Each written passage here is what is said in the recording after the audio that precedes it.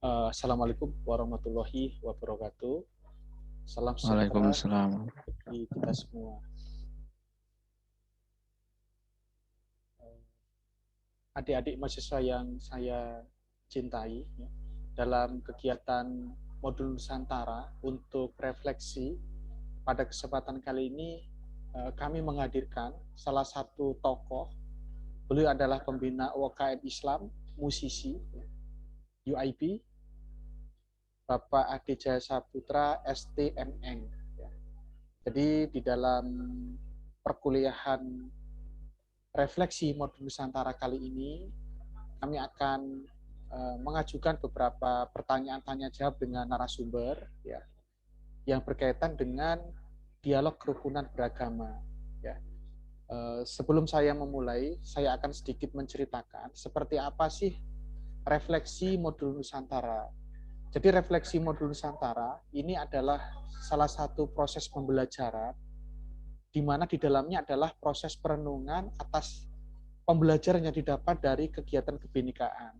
Beberapa waktu yang lalu kita sudah sering diskusi tentang kebinekaan, dan di dalam kesempatan kali ini, mahasiswa dan dosen akan berinteraksi secara aktif untuk mendiskusikan kembali tentang toleransi dari kegiatan kebinekaan melalui interview atau dialog dengan tokoh, ya, yang dalam ini adalah seperti tadi di awal saya bilang adalah tokoh pembina UKM Islam di Universitas Internasional Batam, ya. Masih muda beliau tapi sudah memiliki pengalaman dan juga kemampuan yang sangat luar biasa dalam menggerakkan unit kegiatan mahasiswa, ya, di sini. Nah, kita tahu semua bahwa di dalam Modul Nusantara, ya, perkuliahan ini adalah menyiapkan mahasiswa nanti sebagai agent of change, ya. Jadi mahasiswa memiliki motivasi, kemudian mahasiswa memiliki toleransi, karena mahasiswa lahir dan tumbuh di negara yang beragam. Ya, kita tahu Indonesia terdiri dari banyak pulau, terdiri dari banyak suku, budaya dan agama, yang mana nanti ketika mahasiswa terjun ke masyarakat memiliki jiwa-jiwa toleransi seperti itu, supaya menjadi agent of change yang endingnya adalah pembangunan bisa semakin cepat dan maju untuk kemakmuran seluruh masyarakat. Nah, kira-kira gitu ya, Pak Ade, ya. Baik ya. Nah, Pak Ade, kita tahu bahwa UIB itu memiliki banyak unit kegiatan mahasiswa, ya.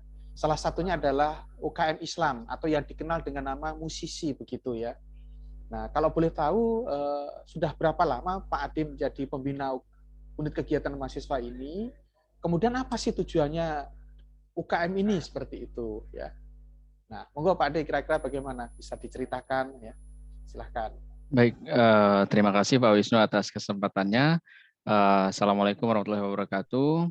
Salam. Perkenalkan saya Ade ya, Pak Wisnu, seperti yang sudah diceritakan oleh Pak Wisnu. Saya adalah pembina UKM musisi atau UKM di bidang keagamaan, khususnya agama Islam ya. Nah, tadi sudah diceritakan bahwa khususnya di Indonesia kita punya beragam suku, budaya, dan agama gitu. Betul ya Pak Wisnu ya? Betul, Pak. Kemudian untuk apa sih didirikannya musisi? Nah, sebelumnya saya meneruskan dari senior-senior saya terdahulu untuk membina UKM musisi. Jadi saya masih tergolong baru, masih muda yang dibilang Pak Wisnu, tapi insya Allah dengan amanat ini saya siap untuk membantu dan membangun UKM musisi yang ada di UIB ini. Nah, apa sih tujuannya didirikan UKM musisi ini? Jadi kita tahu bahwa di Indonesia, khususnya di Batam lagi, kita memiliki keberagaman agama yang cukup tinggi ya. Kemudian selain itu juga kita di Universitas Internasional Batam sendiri, khususnya untuk agama Islam ya. Untuk agama Islam kita harus menjalin ukhuwah Islamiyah sesama penganut agama Islam. Nah, kemudian untuk kegiatan sehari-hari seperti perkuliahan, kemudian kegiatan-kegiatan lain yang itu akan bersinggungan dengan teman-teman dari agama lain. Nah, disitulah salah satu tujuannya adalah untuk meningkatkan toleransi antar umat beragama, khususnya yang ada di lingkungan UIB sendiri. Jadi kalau kita lihat persentase, kalau di UIB sendiri itu tidak terlalu banyak tidak terlalu banyak dibandingkan dengan yang lain. Nah, untuk di UAB sendiri, maka dari itu di UKM Musisi sendiri tujuannya adalah untuk menjaga silaturahim sesama umat Muslim, kemudian untuk menjaga kerjasama antar umat beragama juga. Jadi ketika kita kerjasama kan kita tidak, oh ini ada agama Islam, kemudian di sini mengelompokkan. Jadi kita harus bercampur baur. Jadi ketika misalnya di perkuliahan seperti di Modul Nusantara, jadi kita bercampur. Jadi tidak hanya yang menganut agama Muslim saja, tentu dengan tetap mempertahankan kepercayaannya masing-masing, tetapi harus menjaga toleransi. Mungkin seperti itu Pak Wisnu, salah satu tujuannya didirikan musisi ini. Oke, oke Pak D ya. Jadi bukan hanya internal gitu ya, tapi juga eksternal gitu ya. Jadi bukan Betul, hanya betul untuk sekali Pak Wisnu. ya. Oke. Nah, menarik ya UKM musisi karena saya beberapa kali juga ikut kegiatan musisi ya. Jadi setiap tahun itu ada tamu dari King Mongkut Thailand ya kalau nggak salah ya. Ya, Ya, betul sekali jadi Pak Wisnu. ada kegiatan di situ cukup meriah begitu Pak ya. Baik ya, Betul sekali. Pak Ade, kira-kira dengan melihat kondisi sekarang ini ya, apa yang mungkin yang dulu pernah dilakukan kini dan nanti oleh UKM musisi? Ya, bisa diceritakan Pak, mungkin beberapa kegiatan yang apa ya, yang kira-kira cukup skalanya cukup besar begitu. Ya. Oke, baik. Oke, yang selanjutnya ini cukup menarik ya. Jadi salah satu didirikannya musisi ini juga ada peran dari luar juga misalnya itu ya Pak Wisnu. Jadi tadi diceritakan dari King Mongkut. Jadi kita ada kerjasamanya tidak hanya di nasional, tidak hanya di Batam, tetapi eh, ada teman-teman kita dari King Mongkut dari Thailand ya, kemudian Thailand. berkunjung ke UIB, kemudian melakukan kegiatan-kegiatan keagamaan. Nah, itu menjadi salah satu poin penting ya. Jadi kita tahu bagaimana Islam itu berkembang di Thailand. Kemudian dari teman-teman saudara-saudara kita yang di Thailand juga berkunjung ke UIB untuk melihat bagaimana situasi keberagaman umat beragama yang ada di Batam. Nah, kemudian dari situ juga kita melaksanakan kegiatan-kegiatan misalnya seperti bakti sosial, kemudian kita melakukan kajian bersama dengan mendatangkan narasumber atau ustadz ya. Kalau kita di Islam itu ada ustadz dan ustazah misalnya sebagai pembicara yang kompeten di bidangnya masing-masing, misal seperti itu.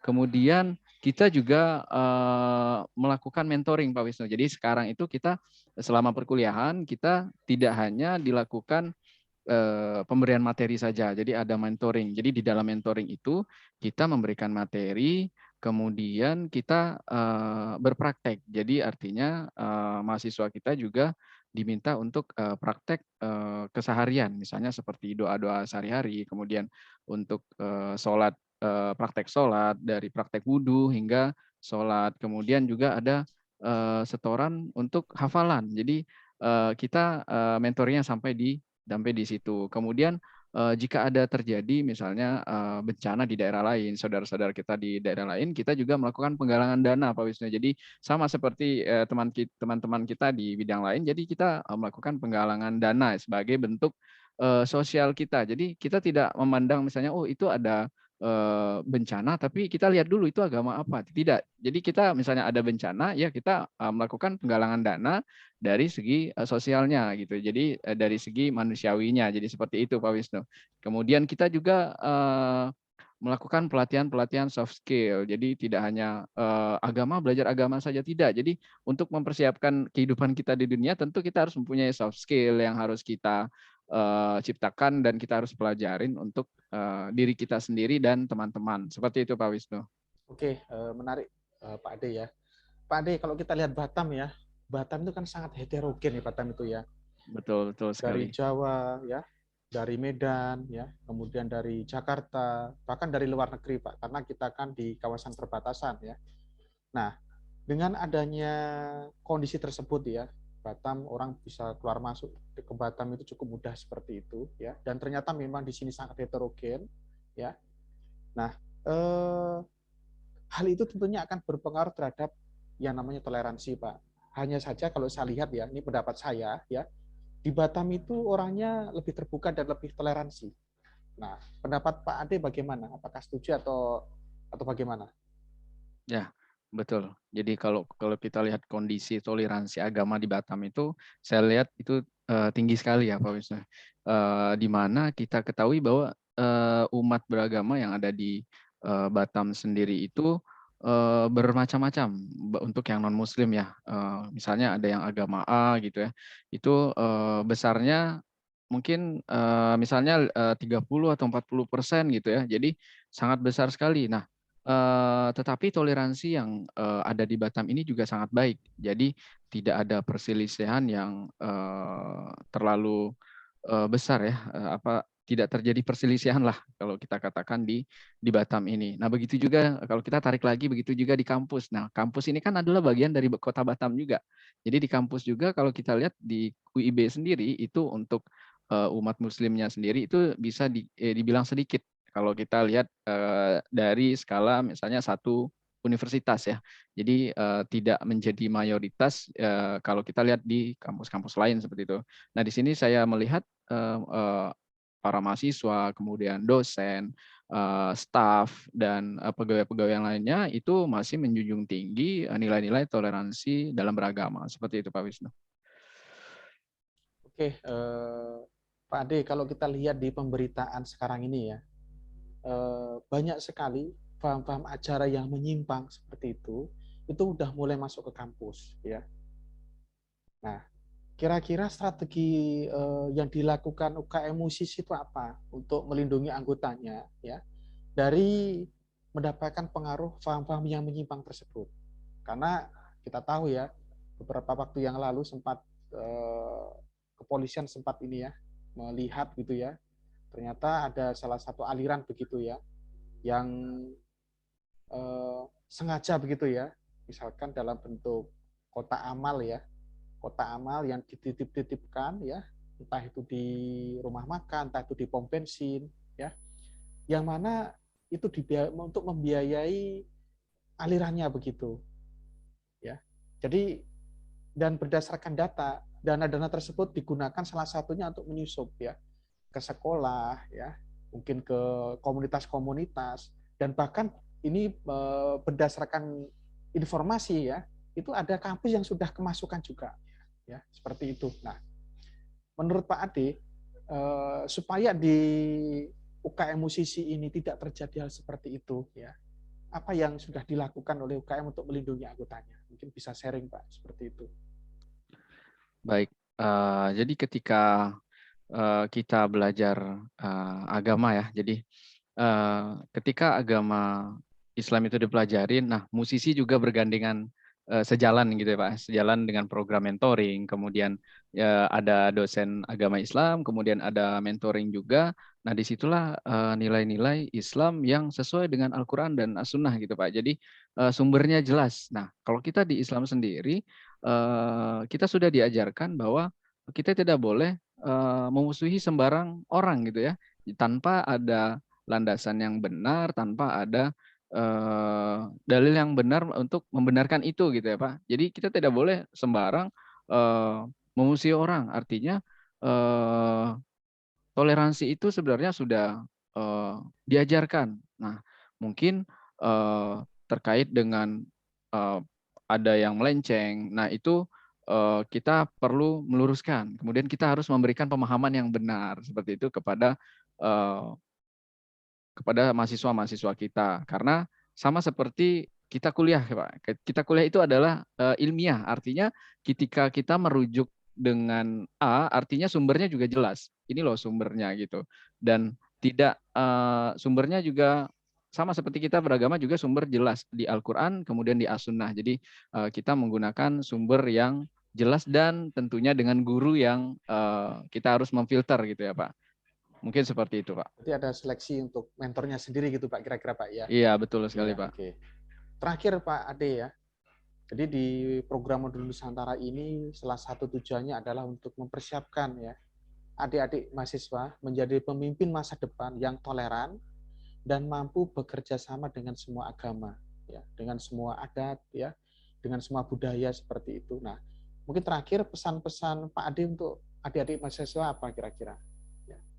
Silakan Pak. Baik, kalau untuk pesan-pesan ya, pesan-pesan, tentu kalau saya sendiri sebagai seorang muslim, itu menjalankan, agama kita, secara muslim. Artinya menjalani agama masing-masing seperti itu, Pak. Kalau misalnya kita terkait dengan keyakinan ini, maka, agama Islam ya jalan dengan agama Islam, kemudian agama yang lain juga berjalan dengan agama lain.